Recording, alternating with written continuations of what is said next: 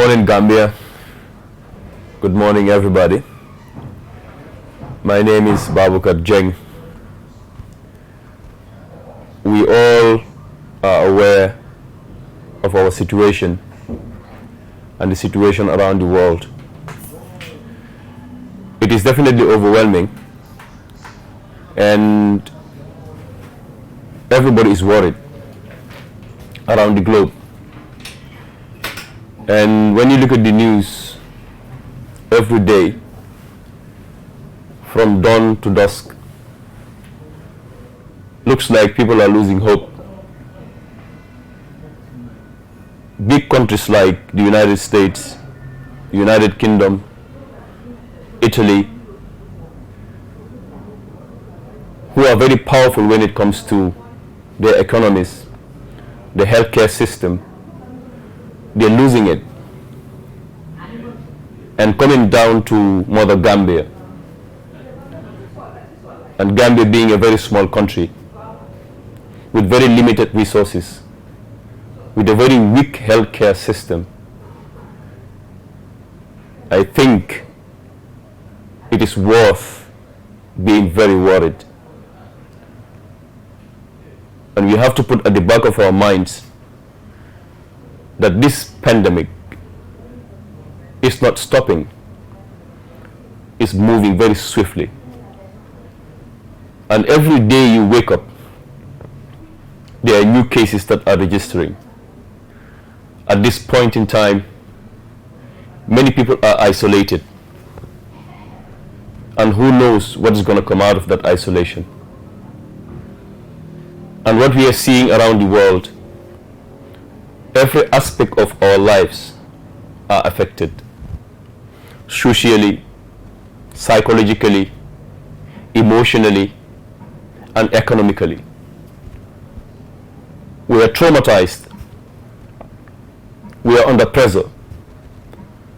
And there is a lot of information that has been designated out there on social media, on WhatsApp. And when you look at all this information, and you look at the accuracy of this information, people are confused on what to do. When you go out in the streets, there are buckets everywhere. People are washing their hands every now and then. People are wearing masks, and people are avoiding each other. And these public places, regardless of all this information that has been out there, that we need to avoid these public places and these gatherings. Yet, when you go to the market is jam-packed because people cannot avoid going to the market. During the time of prayers, people are packed in the masjids. People are packed in the public transportations, moving back and forth. So my question is, are we controlling what we are seeing around the world, which is consuming lives on a daily basis? Or are we a potential of contracting this virus? To me, I see that we are a potential to contract this virus because the response is very weak. Because the way people process information. And today, I would really want to focus on the government because they're the major stakeholders in this. They've been honored with the responsibility to take care of Gambia and Gambians. They've been paid taxpayers' money to take care of our affairs. We know pretty well that this is not part of their national development plan. Neither is part of no government's national development plan around the globe. This is something that emerged out of the blues. It is something that we never expected, but it's a reality. And as somebody in these positions of government and governance, we should be prepared for these things. Because when you look at responsibility, there are two words in it: responsibility. They should have enough ability to be able to respond to anything that comes their way.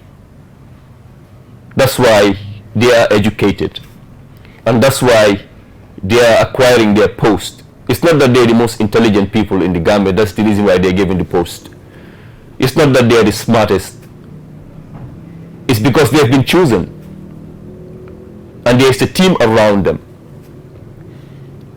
So my message goes to the president and the executive and the policy makers. You should be prepared enough and know that this is not a joke. It is consuming lives of developed countries. Imagine, developed countries. Right now, as we are speaking, the United States of America, the most powerful nation on earth, has turned to become the epicenter of this virus that is killing hundreds and thousands of people on a daily basis. If the United States can go through this, where will Gambia be if this hits us? Fine, we always say God, God, God.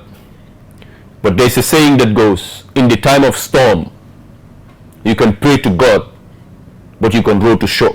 But you have to row to shore. That's the reason why we are given faculties of intellect. That's why we are given eyes to see. That's why we are given ears to hear. That's why we are given resources that are out there. We should be able to marry the resources that are out there with our intellect, with our abilities, to make sure that we create things to happen. We depend so much on the outside. We depend so much on the outside. But I think right now, we have to detach our dependence. Because if we do not detach our dependent, the people that we are depending on, they are showing us that they are worried. They are showing us that they are losing it, whilst we are folding our hands and depending on what they do.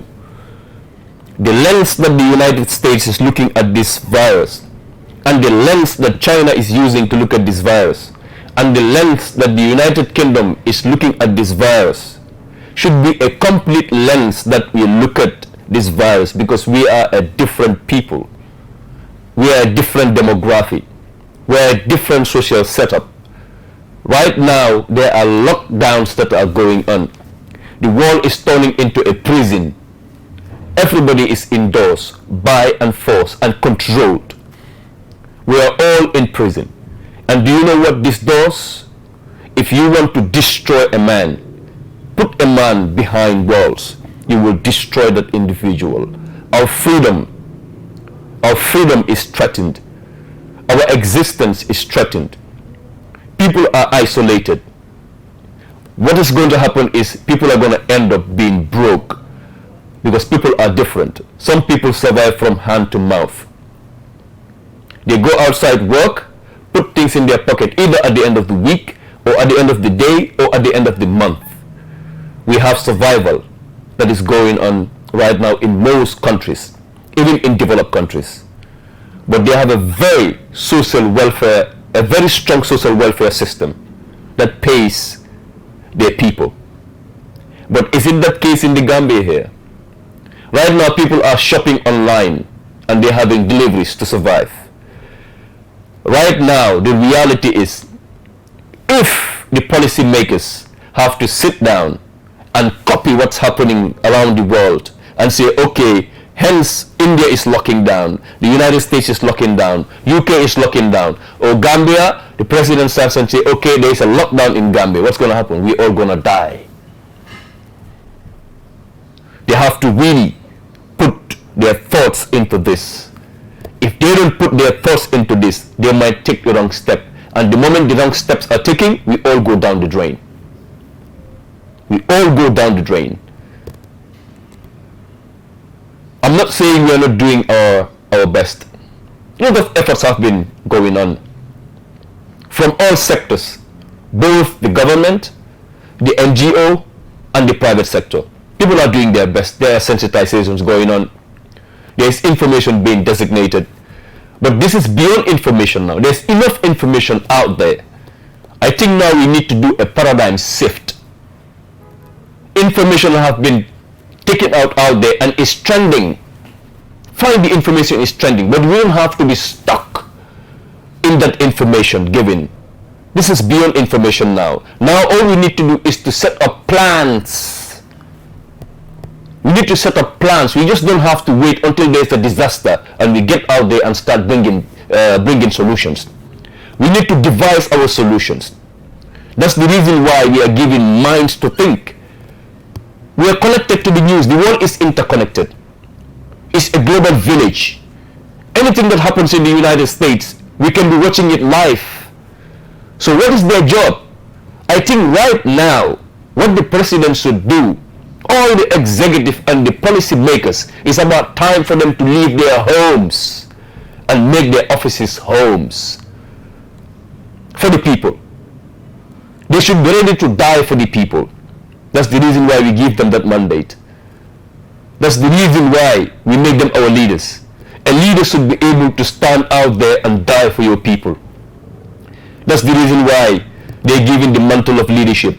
That's the reason why people vote them in. That's the reason why we're giving them, that's the reason why we're paying them. We give them all the privileges, the car, the telephones that they use, the coupons that they use to buy their fuel.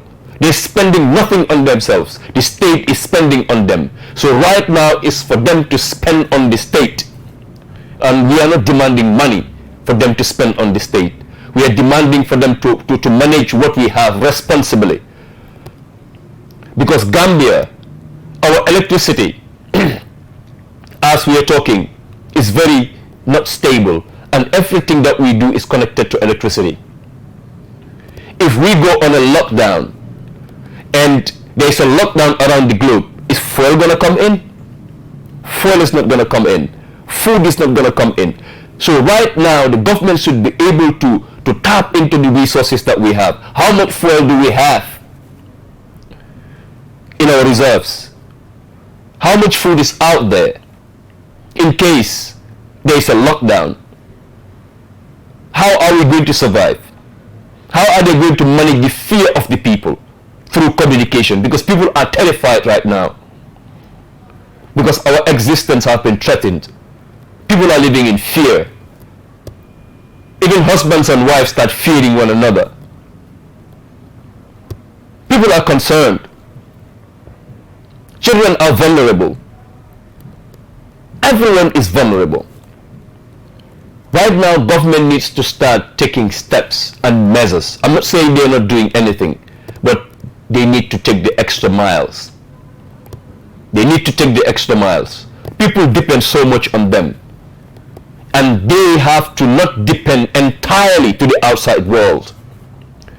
Right now, the outside world, everyone is focusing on yourself right now. Nobody is focusing on the other. When you look at Donald Trump, he said in a speech, and calling this virus a Chinese virus. Right now they're so confused. They're authorizing one another. They're pointing fingers. We just don't have to sit down and spectate and watch. We shouldn't sit down and start waiting for people to come and help us. That's the reason why we are given independence. So right now we need to move from that independence to interdependence right now. We need one another. The government needs the people and the people needs the government equally. We need to partner up into this. And for communities need to start thinking. Communities need to start thinking. And local government needs to start involving in the lives of the people. And we just don't have to confuse our efforts. It's not the mayor's job to go and preach to the people of the market food safety. We have food safety, security, and authority. There are people that are specially charged for these things. We don't need to confuse our movements. And for our politicians, it is about time for you to put politics aside. Let go your flags, let go your colors. It's about time for us to take the Gambian flag and fly it high. This is about Gambia now. Let's put cheap popularity aside. Let's put politics aside. Let's unite and come together and take this responsibility to be able to partner and focus on the issue that is really affecting us, for us to take things to the next level. Thank you very much.